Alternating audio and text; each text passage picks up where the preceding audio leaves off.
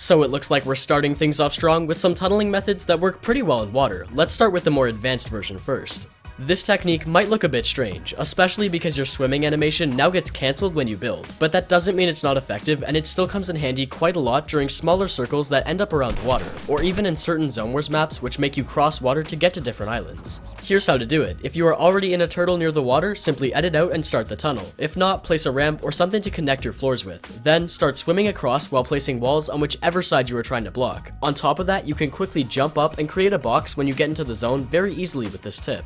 Moving on, I'll show you a very simple version of this that most of you will find a lot better considering it is quite popular among the pro players. All you want to do is place a base floor at ground level next to the water, and then continue to place them above you while swimming to wherever you need to go. The reason it's so effective is because you are practically underwater and most opponents will be positioned at a higher altitude than you, meaning they won't have any clear shots unless they shoot out your builds or waste some rockets. And if you are extra worried about getting shot out or spammed but have a lot of materials, just double layer your tunnel by using cones. Place them above your floors while swimming and a lot less people will even attempt to break you down because it's not a good use of ammo.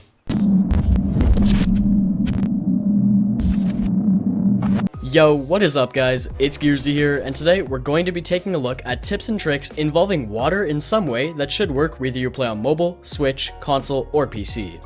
Anyways, don't drop a like until you find a tip you either didn't know about or enjoyed some part of the video, but without wasting any more time, let's jump right into it. Before we start the tips, if you haven't tried Seaside Zone Wars yet, I really recommend you check it out because I've made some good changes. I mean, even Nick-A30 thinks it's amazing.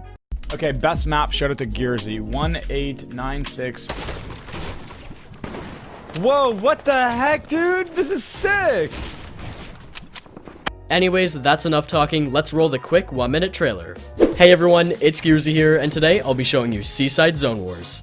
It's a new map made for Chapter 2, meaning it has working fishing rods and harpoon guns, along with one of the big bushes. There are also super chests and mega ammo crates that spawn differently each round, and of course water that you can swim in to get around the islands quickly. Because the map is just a few small islands in the middle of an ocean, your game doesn't have to render in as much, so it works smoothly on all platforms including mobile, Switch, console, and PC.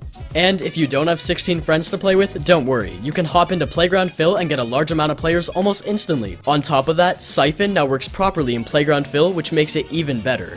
By the way, your loadout is completely randomized and up to date with Chapter 2, including everything that spawns out of chests. Also, the rounds are more fast-paced, so if you die off spawn, you won't have to wait as long before a new match begins, making it fun whether you are casual or competitive. Anyways, I highly recommend you try it out because it's unlike anything you've played before. The code for the map will be in the caption. Thanks for your support. Anyways, the first tip you might not know about is that you can now stoke campfires, and for those of you who don't know the definition, here it is. Add coal or other solid fuel to a fire, furnace, boiler, etc. Using this feature costs 30 wood and can be done over and over again until the campfire runs out of flame. What it does is greatly increases the speed at which a campfire heals you for a very short duration. That's why you can do it over and over again. I find this most useful in situations where you are in the storm and want to boost your health up quickly for a better chance of getting out alive. Plus, if the storm is more than one tick, stoking will be the only way to increase your HP. Next up, I'm sure you guys have seen the tip where you can camp inside certain waterfalls and shoot people while completely hidden. Well, I'm going to show you a trick that allows you to counter this tip and get rid of those pesky opponents. This is by far the simplest out of everything I have shown in the video so far, because all you need to do is head into water and look up towards the waterfall. If done correctly, it should completely disappear and allow you to take shots if anyone is camping in it or swimming up top and about to jump down. After testing this, I did some messing around and discovered that you can use this to somewhat see-through builds when they are damaged or not fully built. For example, here's a damaged wall. As you can see, it is semi-transparent but still very hard to see through, especially from a distance. Now if we head underwater and look at it, we can see that the damaged parts are 100% see-through, even from extremely far away, which is pretty crazy. And of course, this works with every building piece and not only walls, so whether it's a ramp, floor, or cone, it makes no difference. You guys might be confused on how this is useful, so here's some situations where it might come in handy. First, you can purposely damage someone's wall if they are turtled up, and then use the water trick to check and see when they are healing or not paying attention, so you can spam them and get some damage off. Or, if you are in an ongoing sniper battle, you can use this to see exactly where they are in their box and just keep your shot lined up until they edit a window or peek. But keep in mind that this trick is very situational and only works when you are in water with cover such as a wall. Either way, I'm sure you guys can think of some more awesome ways to use this, so let me know down below. Now, we have one of my favorite tips, which is simply hiding under a dock. It seems quite dumb, but it actually works, and I recently used it to avoid taking an unnecessary fight. Someone found me in my boat and started shooting at me, so I booked it over to the nearest dock, jumped out, and hid underneath until he lost sight of me, which was pretty funny. Surprisingly, this even works in arena games. I engaged an enemy by sniping them and ended up in a small fight. While he was reloading and taking shots at me, I moved into the water and underneath the dock, where he lost sight of me and fell for the bait by coming closer.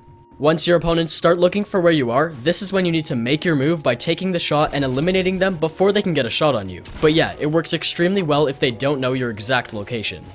Speaking of hiding, as of the version 11.20 update, you can hide in portapotties just like you can with hay bales or dumpsters. Since portapotties are more common inside of buildings and there are a lot more of them across the map, make sure you keep your eyes peeled so you don't let anyone get the jump on you. And by the way, I thought it was quite interesting that it makes a toilet flushing sound after you jump out.